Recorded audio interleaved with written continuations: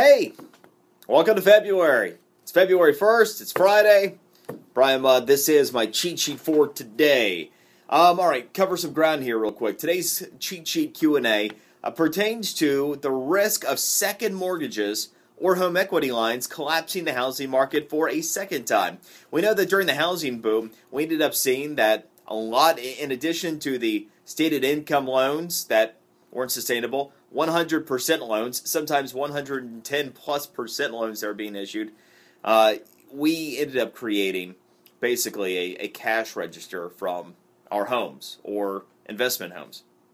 So the question today, this stems from a husband-wife listening combo that heard most recently that about half of the local real estate market is comprised of cash deals, all cash deals. And I had mentioned that that makes it a lot more sustainable than what we saw during the boom-bust period, as we see nice appreciation. In Palm Beach County, for example, the median sales price year over year was nearly 36% higher December over December. So you were seeing significant price increases off of the bottom, which happened in 2011. And, you know, their concern is valid. If people ended up using their homes as a cash register again, or if they were able to, that could be a problem.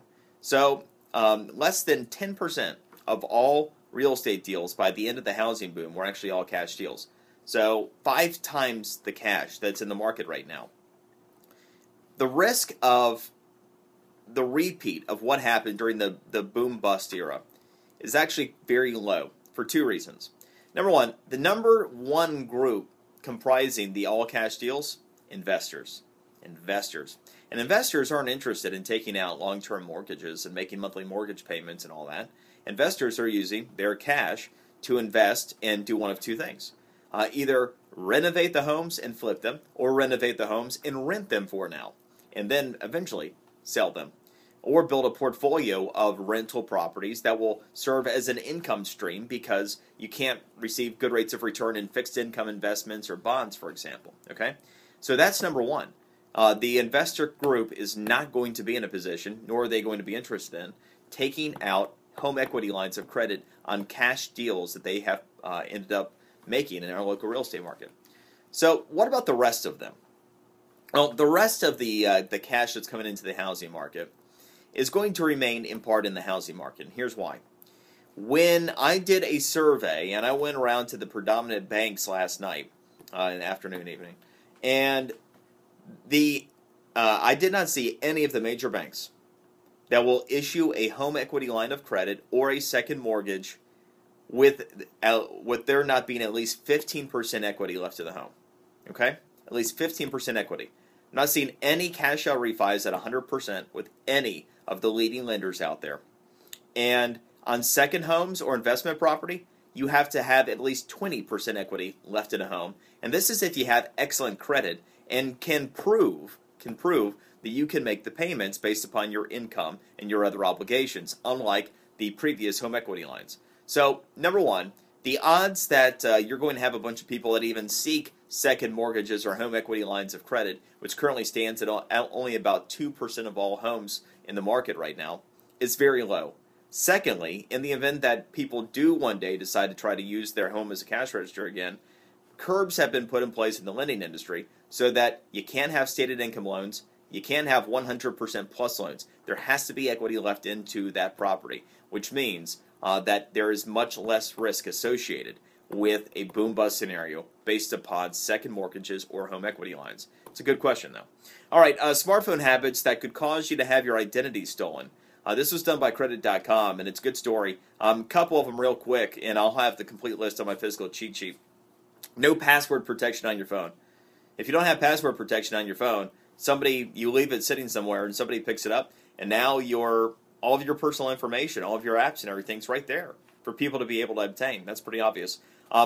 Here are a couple other, they're just regular usage habits, though.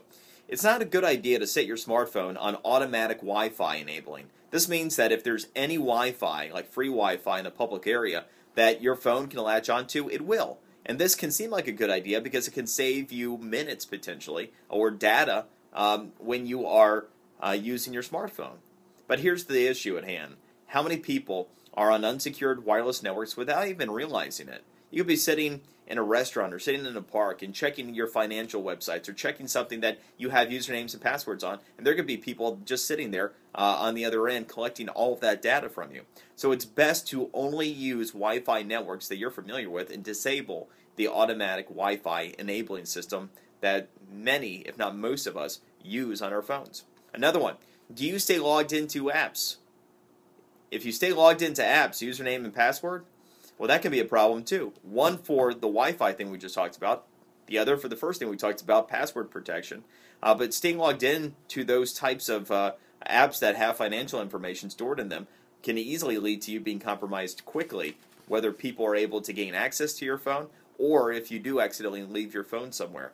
A couple other things here real quick. New twist on social gift cards. Facebook is instituting a new gift card. They have a bunch of different businesses that you can buy gift cards for now, and it's a Facebook branded gift card that will end up being sent to one of your friends in your Facebook universe. And then you can have multiple balances for different stores automatically loaded onto that card. So you just keep the one card and keep loading the different vendors on there, and you can check Facebook and see what the balance is with each of those vendors.